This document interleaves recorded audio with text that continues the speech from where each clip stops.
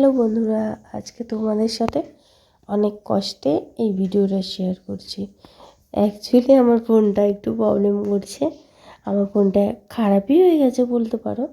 আমি ফোনটা দিয়ে কোনো ভিডিও শ্যুট করতে পারছি না, কিন্তু তোমাদের সাথে ভিডিও তো শেয়ার করতেই হবে। আজকের লাঞ্চের থালাটা খুবই সিম্পল রেখেছি। প্রথমেই হচ্ছে বিনস, গাজর আর সব কিছু দিয়ে কাজু কিশমিশ দিয়ে ভেজ ডাল করেছি। আর শীতের দুপুর, তার জন্য বেগুন ভাজা রেখেছি। আর মাছের মাথা দিয়ে আজকে বাঁধাকপির তরকারি করেছি। আর সাথে সাথে ডাল দিয়ে খাওয়ার জন্য গরম গরম ভাত আর একটু লেবু রেখেছি।